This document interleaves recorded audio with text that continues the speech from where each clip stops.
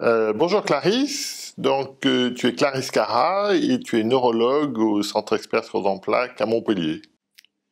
Tout à fait. Bonjour Monsieur Labouge.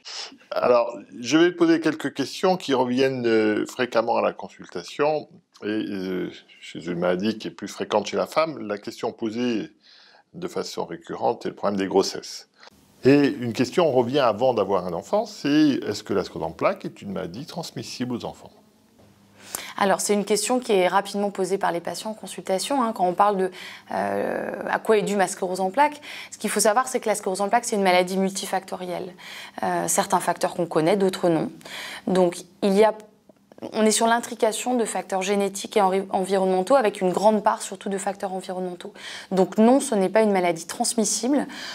En revanche, il y a un terrain héréditaire de susceptibilité aux maladies auto-immunes. C'est-à-dire que quand il y a quelqu'un de la famille qui a une sclérose en plaques, un apparenté du premier degré, le risque pour les apparentés est donc un peu plus élevé que la population générale de développer une sclérose en plaques, mais ce risque reste faible. C'est-à-dire que pour quelqu'un qui a un parent ou un frère ou une sœur qui a une sclérose en plaques, ce risque il est autour de 3%, ce qui est plus important que quelqu'un qui n'a personne dans sa famille, mais ce risque il reste faible et ensuite surtout pondéré par des facteurs environnementaux.